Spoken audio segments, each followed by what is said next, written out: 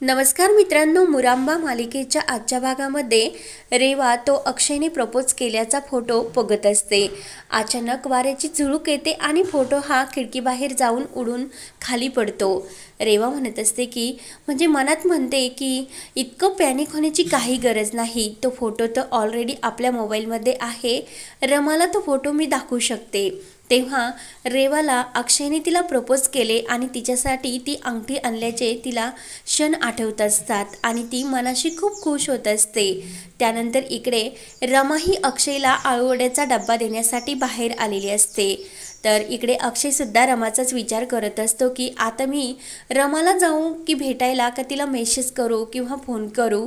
आणि दिवसभर रमा एकटीच राहते, तिला बोर होत असेल आणि माझ्या रमा तिकडे काय करत असेल याचे सर्व तिला विचार येत असतात आणि तो लगेच रमाला मेसेज करण्याचे ठरवतो। अक्षय खिडकीतच उभा असतो आणि रमा त्याच्या मागून आलेली असते। तेव्हा आता यांना आवाज देऊ की नको, नाहीतर आयाजीने जर ऐकले तर आणखीन घोळ होईल। तेव्हा रमा विचार करते की आता नेमकं काय करू, हा डब्बा यांना कसा देऊ याचा विचार करत असताना रमाच्या डोक्यामध्ये एक प्लॅन येतो आणि अक्षय मेसेजच करत असतो। तेव्हा रमा एक दगड घेते आणि जोरात तो खाली आदळते। तर अक्षय विचार करतो की हा दगड इथे कसा पडला असेल आणि कोण मारत असेल। तेव्हा अक्षय पुन्हा तो मेसेज करण्यासाठी व्यस्त होतो। तर रमा दुसरा दगड फेकते, तर अक्षय लगेच बाहेर येतो आणि हा दगड कोण फेकत असेल म्हणून बघू लागतो। तर रमा चोरून हे सर्व बघत असते आणि रमाने तो डब्बा तिथे ठेवलेला असतो।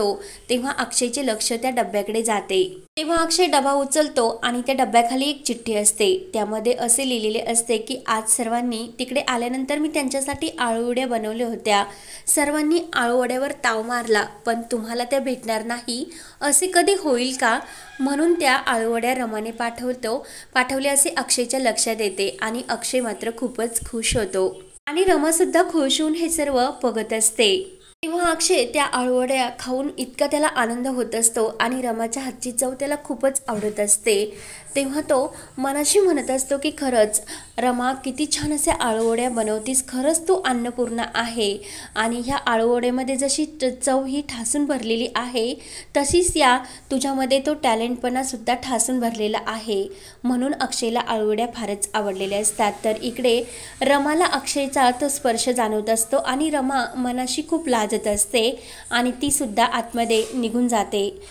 तेव्हा अक्षय आळूवड्या खात असतो आणि तेवढ्यात तिथे आनंद आणि जान्हवी येतात। तर अक्षय लगेच तो डब्बा लपवून ठेवतो आणि विचारतो कुठे गेला होतास, कुठे काही पाणीपुरी खाण्यासाठी गेला होतास का।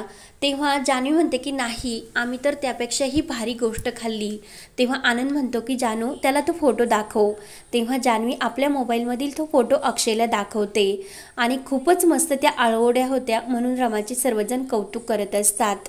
जान्हवी विचारते की अक्षय तुला नाही मिळाल्या का त्या आळूवड्या। आनंद म्हणतो की इतक्या मस्त झाल्या होत्या त्या आळूवड्या आणि खरंच रमाच्या हाताला खूप चव आहे, इतक्या कडक झाल्या होत्या त्या। आनंद म्हणतो की आता तर माझी एक वडी खाण्यासाठी सुद्धा खूप इच्छा झाली आणि ती एक वडी मला जर मिळाली तर खूप आनंद होईल। तेव्हा अक्षय म्हणतो की अरे प्लीज मला चिडू नका, तुम्ही खरंच किती लकी आहात की तुम्हाला तिच्या हातच्या वड्या खाण्यासाठी भेटल्या आणि मला तर कित्येक महिन्यापासून रमाच्या हातच्या आळूवड्या खायला भेटल्या नाही। तर आनंद विचारतो की अरे अक्षय मग तुझ्या हातात हा डब्बा कशाचा आहे। तेव्हा लगेच अक्षय हा डचकल्यासारखं करतो आणि हा डब्बा कुठून आलात, कुणाचा आहे असे मुद्दाम बोलू लागतो। अक्षय मुद्दाम आपला चेहरा वळवतो आणि कुणाचा डब्बा आहे रे असे करत तो पुन्हा त्या आळूवड्यावर ताव मारत असतो। आनंद आणि जान्हवी विचारतात की अरे अक्षय तुझ्या हातामध्ये काय आहे आणि तू काय खातोस। तेव्हा लगेच जान्हवी म्हणते की अजून सुद्धा त्या डब्यातून खरंच खूप छान सुगंध येतो, म्हणजे नक्की काय आहे। तेव्हा आनंद त्याच्या हातातून तो डब्बा घेतो आणि खरंच त्यामध्ये सुद्धा आळूवड्याच आहेत। तेव्हा जान्हवी विचारते की म्हणजे तू रमाला भेटण्यासाठी गेला होतास का। अक्षय म्हणतो की नाही, तिने बाहेर असा टिफिन ठेवून दिला होता आणि खडे मारून मला तिने खुणावले, तेव्हा मी तो डबा घेतला आणि आता त्या आळूवड्या खात होतो। एवढ्यात आनंद ते लव्ह लेटर सुद्धा बघतो आणि अक्षयला विचारतो की काय रे तुला रमाला भेटूशी वाटत नाही का। अक्षय म्हणतो की खूपच मला भेटायला जावेसे वाटते, पण रोज रोज कसे भेटणार। तेव्हा आनंद आणि जान्हवी म्हणतात की रोज रोज तर जान्हवी म्हणते की म्हणजे तू रमाला भेटायला गेला होतास। तेव्हा अक्षय म्हणतो की मला असे म्हणायचे की नियम मोडून मी रमाला कसा भेटणार। आनंद म्हणतो की अरे युद्धात आणि प्रेमामध्ये कोणतेही नियम पाळायचे नसतात। तर अक्षय म्हणतो की मला सुद्धा तेच वाटते। त्यानंतर इकडे रमा ही अक्षयने त्या आळवड्या खाल्ल्यानंतर त्याला किती छान वाटले आणि तो किती आनंदी होता या स्वप्नामध्ये हरवून ती जात असते। तेवढ्यात रेवाचा तो प्रपोज केल्याचा फोटो हा उडालेला त्या गजामध्ये अडकलेला असतो आणि रमा तेथेच येऊन थांबते। त्यानंतर इकडे रेवा ही पार्वती आजीला सांगत असते की आई आजी, काल तुम्ही अक्षयला बघण्यासाठी आला होता तेव्हा अक्षय तेथेच होता। तर पार्वती आजी म्हणते की मग तुम्हाला खून करून का सांगितले नाही। तेव्हा लगेच रेवा म्हणते की मी कशी सांगणार। आजी म्हणते की काल मी तिकडे गेले मग तेव्हा तर तुम्हाला सांगायचे ना। तेव्हा रेवा म्हणते की त्यावेळी माझा मूड चांगला नव्हता आणि आत्ता माझा मूड चांगला आहे म्हणून मी तुम्हाला हे सर्व सांगते। त्यावर पार्वती आजी म्हणते की आपण एक काम करू, आज अक्षय तिकडे जातो की नाही यावर लक्ष ठेवू आणि जर तो तिकडे गेला तर त्याला रंगेहात पकडू। त्यानंतर इकडे रमा आपल्या रूममध्ये येते आणि काल रेवा कशी घरामध्ये घुसली ती माहिती नाही, पण आज रेवा नको यायला म्हणून रमा दरवाजा व्यवस्थित लावून घेते। आणि काल जेव्हा मला भेटायला आले तेव्हा रेवा येतेच होती, म्हणजे रेवा नक्की येतेच असणार। आणि खरंच ते मला भेटून गेल्यानंतर मला खरंच खूप छान बरं वाटलं याचा ती विचार करत असते। आणि ते जर माझ्या जवळ असले तर वेगळाच असा हुरूप माझ्या मनाला वाटत असतो आणि ते काल थोडा वेळ जरी येऊन गेले तरी माझ्या मनाला खूप असा आनंद मिळाला, म्हणून रमाला कालच्या क्षणाची आठवण होत असते। आणि अक्षय माझ्यासोबत थोडा वेळ का होईना असायला हवेत म्हणून अक्षयची तिला आठवण होते। तेवढ्यात दरवाजा ठोठावण्याचा आवाज येतो तर रमा विचारते की कोण आहे। तेव्हा अक्षय म्हणतो की अहो कारभारीणबाई तुमचे ते अहो। तेव्हा लगेच रमा म्हणत असते की माझे जे अहो असले तरी मी दार उघडणार नाही, नियम म्हणजे नियमच। तर अक्षय म्हणतो की कारभारीणबाई दार उघडा। आणि इतके कडक नियम आहे का तुमचे, जोपर्यंत तुम्ही दरवाजा उघडत नाही तोपर्यंत मी सकाळपर्यंत येथेच वाट बघेन आणि जाणार नाही। तर आतून रमा खुशून विचारते की तुम्ही इतकी दिवस माझी वाट बघता का। तेव्हा अक्षय खुशून म्हणतो की इतकी काय, जगाच्या अंतापर्यंत, शेवटच्या श्वासापर्यंत अगदी मी तुझी वाट बघेल। तर रमा खूपच खुश होते आणि लगेच दरवाजा उघडते। आणि इतकी मी तुम्हाला वाट बघायला लावणार नाही म्हणून अक्षय आणि रमा लगेच एकमेकांच्या मिठीत येतात आणि लगेच एकमेकांमध्ये मग्न होऊन गेलेले असतात। त्यानंतर इकडे रेवा आणि पार्वती आजी अक्षयला आवाज देत असतात। तर तेवढ्यात सीमा बघते आणि सीमा म्हणते की तो बाहेर गेला काही औषधं आणण्यासाठी। त्यावर पार्वती आजी म्हणते की गाडी तर सीमा म्हणते की नाही, तो पायाने चालत गेला असणार म्हणून गाडी येतेच आहे। तेव्हा लगेच पार्वती आजी म्हणते की बघते, काल तर सापडला नाही पण आज नक्की सापडेल। पार्वती आजी आणि रेवा लगेच तिकडे अक्षयला बघण्यासाठी जायला निघतात तर सीमाला मोठा धक्का बसतो आणि सीमा लगेच घाबरूनच रमाला फोन लावण्याचं ठरवते। त्यानंतर इकडे अक्षय रमाबरोबर गप्पा करत असतो की तू जेवण करते की नाही व्यवस्थित आणि तब्येतीची काळजी घे नाही तर आणखीन बारीक होशील। रमा म्हणते की अहो एकटीचं मनच जेवणासाठी लागत नाही। तेवढ्यात सीमाचा फोन येतो आणि सीमा म्हणते की अगं आई आजींना संशय आला की अक्षय तिकडे आला आणि त्याला बघण्यासाठी त्या तिकडे येतात। तर लगेच रमा खूप घाबरते आणि अक्षयला म्हणते की अहो आई आजी इकडे तुम्हाला बघण्यासाठी येतात तर लगेच तुम्ही जा इथून।